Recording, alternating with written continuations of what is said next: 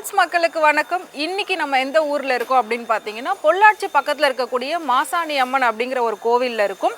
இந்த கோவில்லையும் நிறைய சிறப்புகள் இருக்கு, நிறைய வேண்டுதலாக்கான ஐதீகங்கள் இருக்கு. அது என்னென்ன அப்படிங்கிறது இன்னைக்கு எல்லாத்தையும் நாம எக்ஸ்க்ளூசிவா பார்க்க போறோம்.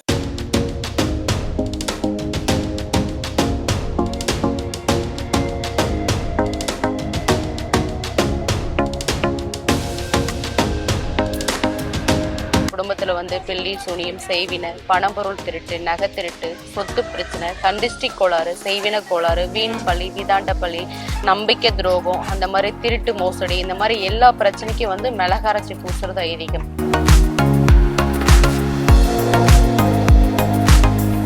இப்ப நாம கோவிலுக்குள்ள போறதுக்கு முன்னாடி சாமிக்கு தேவையான ஒரு சில பூஜை பொருட்கள்லாம் வாங்க போறோம்.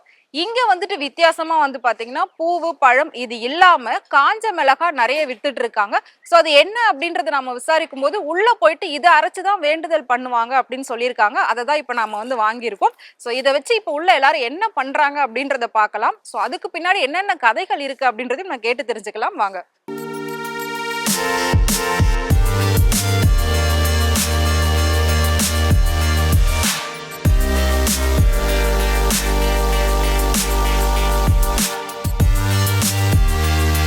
ஸோ நான் சொன்ன மாதிரி இந்த கோவிலை வழிபடுறதுக்கு நிறைய சிறப்பு வழிமுறைகள் இருந்துட்டு இருக்கு. அது மட்டும் இல்லாம உள்ள போயிட்டு நம்ம என்னென்ன பண்ணணும் அப்படிங்கிறதுக்கு விதிமுறைகள் வச்சிருக்காங்க. அதுல ஒண்ணுதான் பாத்தீங்கன்னா மிளகாய் அரைத்தல் அப்படின்னு சொல்றாங்க.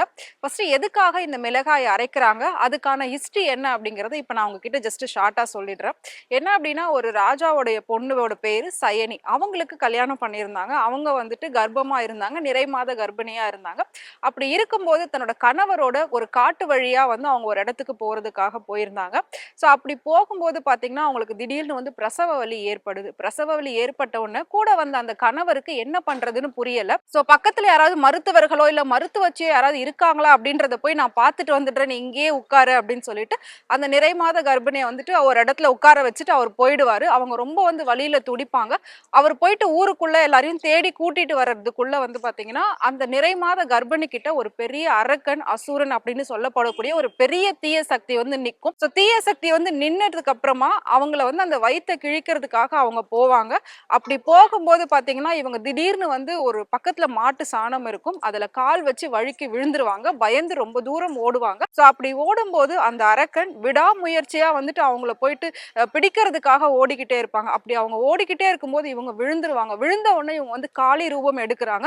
காளி ரூபம் எடுத்ததுக்கு அப்புறமா அந்த அசுரனை இவங்க வதம் செய்யறாங்க. அந்த காளி ரூபம் எடுத்து வதம் செஞ்சதுனால இவங்களுக்கு மாசாணி அம்மன் பேர் வந்தது. இதுல மாசாணிக்கும் அந்த வதம் செய்யறதுக்கும் என்ன வித்தியாசம் அப்படின்னு கேட்டீங்கன்னா, அவங்க மாட்டு சாணத்துல கால் வச்சுதான் வழுக்கி விழுந்து இறந்து போவாங்க. அந்த அசுரனால இவங்க இறக்க மாட்டாங்க. அந்த அசுரனை இவங்க வதம் செஞ்சுட்டு அதுக்கப்புறம் இவங்க அந்த சாணி மேல கால் வச்சு வழுக்கி விழுந்து நிறை மாத கர்ப்பிணியா இறந்திருக்காங்க.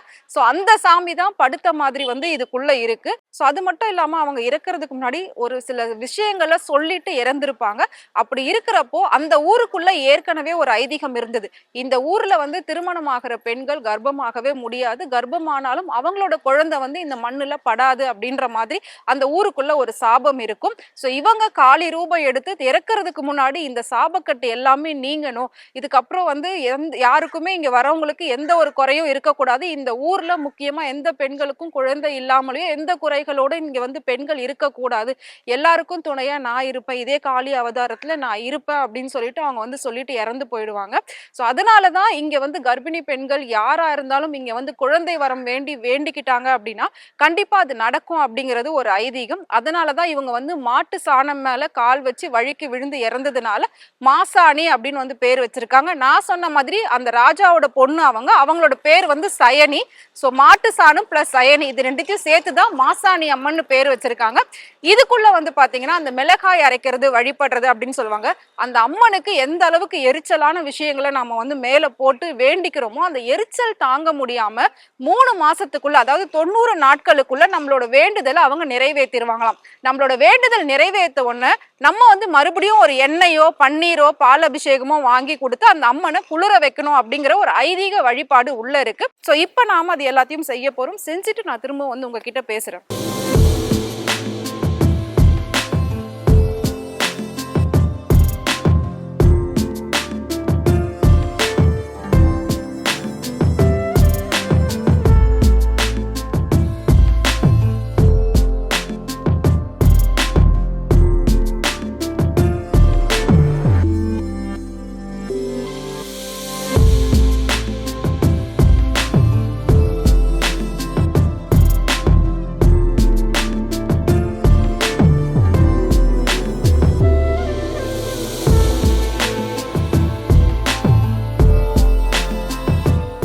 வணக்கம்மா. வணக்கம் சார். உங்களோட பேரு? என் பேர் சாந்திங்க. ஓகே, நீங்க எவ்வளவு வருஷமா இங்க கடை வச்சிருக்கீங்க? கடை வந்து நாங்க வந்து லேபருங்க. கடையோட ஓனர் வந்து கவிதா மகேஷ்குமார். எவ்வளவு வருஷமா நீங்க இங்க நாங்க இருக்கீங்க? 6-7 வருஷம் வேலைக்கு இருக்கோம். 6 வருஷம். உங்க சொந்த ஊரு? சொந்த ஊர் இதே வேட்டை. இதேதான். சரி, இந்த கோவில பத்தின நிறைய சிறப்பு அம்சங்கள் இருக்கு, நிறைய வந்து மர்மமான விஷயங்கள்லாம் இங்க இருக்கு அப்படின்னு நிறைய சொல்லியிருக்காங்க. வம்சமான இருக்குன்னா, குழந்தைகளினா தொட்டில் கட்டுவாங்க, கல்யாணம் இல்லைன்னா கல்யாண கயிறு கட்டுவாங்க. ஏதோ உங்களுக்கு ப்ராப்ளம் இருந்தா மிளகா அரைக்கிறது இங்க வழிபாடு ரொம்ப ஃபேமஸ் ஆனது. இது வந்து எல்லாத்துக்குமே மாசாணியமா எல்லாத்துக்குமே நல்லது செய்யும். எல்லாருமே நல்லது நடக்கு. மிளகா அரைக்கிறது அப்படின்னா வந்து வழிபாடு வந்து எப்படின்னா, ஏதாவது பில்லி சூனியா குடுக்கல் வாங்கல் போட்டி பொறாமை செய்வன சொத்து பிரச்சனை கடன் பிரச்சனை கோர்ட்டு பிரச்சனை குடும்ப பிரச்சனைகள் கணவன் மனைவி பிரச்சனைகள் எந்த பிரச்சனையா இருந்தாலும் இங்க வந்து மிளகாட்டி பூசணிங்க வழிபாடு ஆகுது. அதுக்கு வந்து 3 மாசம் கழிச்சு 30 நாள் 60 நாள் 90 நாள் டைம் 3 மாசம் கழிச்சு அவங்க வந்து திருப்தியா வந்து சாமிக்கு வந்து அபிஷேக பூஜை பண்ணுவாங்க. இங்க வந்து ரொம்ப வழிபாடு. இங்க வந்து அப்ப வந்து 15 நாளைக்கு வந்து இங்க நோம்பி சாட்டுவாங்க. அது வந்து மயான பூஜைங்கிறது வந்து ரொம்ப ஃபேமஸ் ஆனது. சரி, மயான பூஜை. எதனால இங்க வந்து மயான பூமி இது அப்படின்னு சொல்றாங்க? அது மயான பூஜை வந்து அது வந்து ஃபர்ஸ்ட் வந்து அந்த வரலாறு நம்மளுக்கு தெரியும். நம்ம இப்ப இருக்கிறத மட்டும்தான் நம்மளுக்கு தெரியும். ஏன்னா திடீர்னு நம்ம பொய்யெல்லாம் பேச முடியாது. இப்ப இருக்கிற வழிபாடு மட்டும் இதுதான். இந்த 2 வழிபாடு தான் இங்க 2 வழிபாடு இருக்குதுங்க. எந்த பிரச்சனையா இருந்தாலும் மாசாணி மங்களுக்கு வந்து வழிபாடு சரியாயிடும் சொல்லுவாங்க. சரி, ரொம்ப நன்றிமா.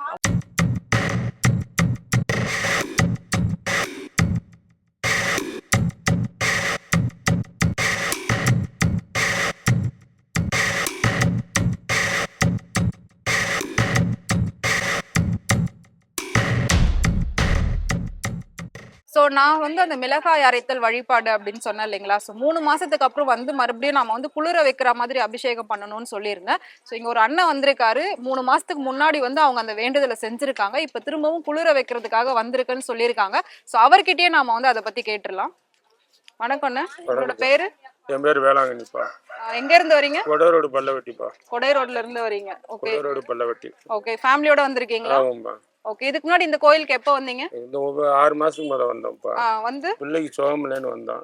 அந்த பொண்ணு அந்த உட்காந்துருக்கு. அது கொஞ்சம் வந்து மிளகா அரைச்சு சாப்பிட்டு போனோம். இப்போ கொஞ்சம் பரவாயில்லாம இருக்கு. அதுக்கு வந்து எண்ணெய் குளிர் வச்சு போலான்னு வந்தோம். மறுபடியும் 3 மாசம் கழிச்சு வந்திருக்கீங்க. 6 மாசம் ஆச்சு. 6 மாசம் ஆயிடுச்சு. வர முடியல, அதனால இப்போ வந்தோம். நீங்க பண்ண அந்த வேண்டுதல் வந்து நிறைவேறிடுச்சு. நிறைவேறுச்சுப்பா.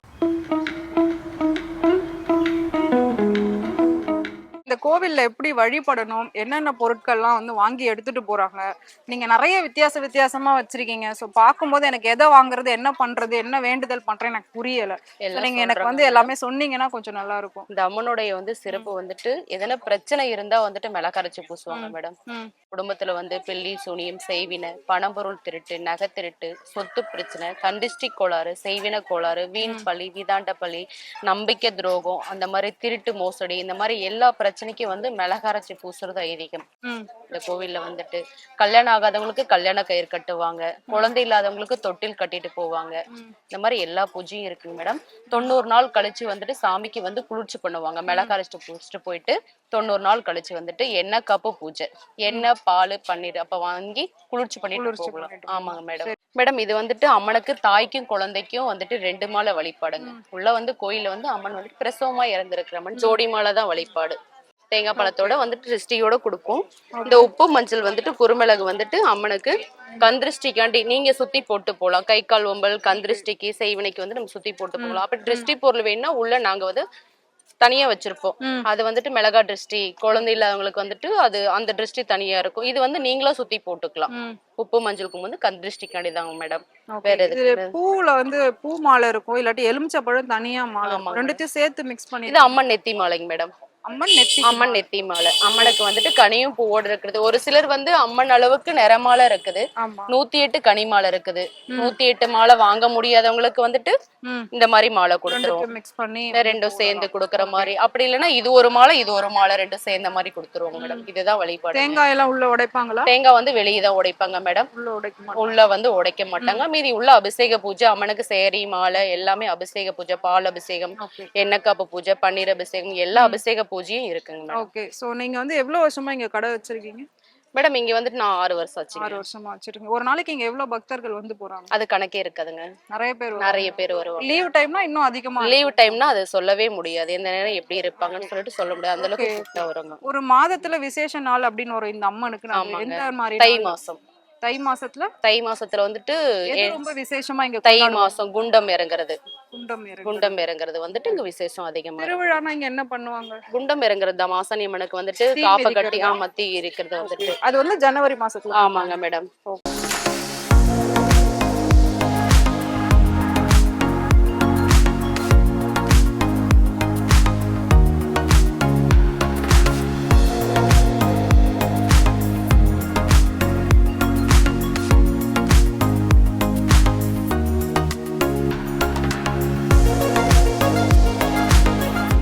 இப்ப நாம உள்ள போயிட்டு சாமி எல்லாம் கும்பிட்டுட்டு வந்துட்டோம்.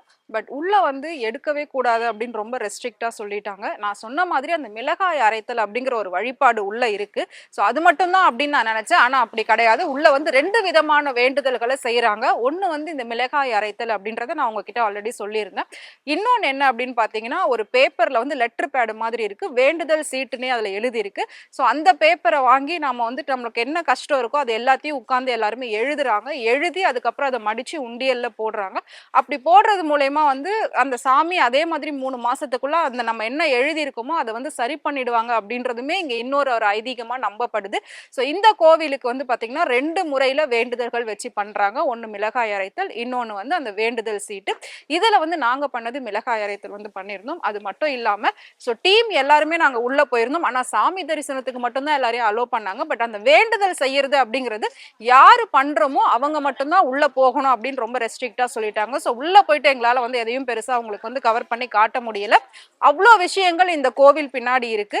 இன்னொன்னு என்ன அப்படின்னா, இந்த கோவிலுக்குள்ள வந்துட்டு நம்ம சாமி தரிசனம் பண்றோம் அப்படின்னா இங்க இருந்து, அதாவது மிளகாய் அரைக்கிற வேண்டுதல் பண்றவங்க திரும்பவும் இந்த கோவிலுக்குள்ள இருந்து எந்த பொருளையும் வீட்டுக்கு எடுத்துட்டு போக கூடாது அப்படின்னு சொன்னாங்க. அது ஏன் எதுக்கு அப்படின்னு நாங்க கேட்கும்போது, இந்த சாமி வந்து சுடுகாடு சம்பந்தப்பட்ட சாமி, அசுரனை அழிச்ச சாமி. அதனால இங்க இருந்து வரவங்க இந்த மாதிரி மிளகாய் அரைத்தல் வேண்டுதலை பண்ணிட்டு இங்க இருக்கக்கூடிய பிரசாதமோ இல்ல மாலைகளோ எதுவுமே வந்து வீட்டுக்கு கொண்டு போக கூடாது அப்படின்ற மாதிரி சொன்னாங்க. ஸோ இவ்வளோ விஷயங்கள், இவ்வளோ மர்மமான ஒரு நிறைய சிறப்பு அம்சங்கள் வாய்ந்தது தான் இந்த மாசாணி அம்மன் கோவில். ஸோ இங்க வர்றவங்களுக்கு கண்டிப்பா நல்லது நடக்குது அப்படின்னு சொல்லி நம்பி நிறைய பேர் வந்துகிட்டு இருக்காங்க. காலம் காலமா இதே மாதிரி வழிபாடுகளை தான் இங்க வந்து கடைபிடிச்சிட்டு இருக்காங்க.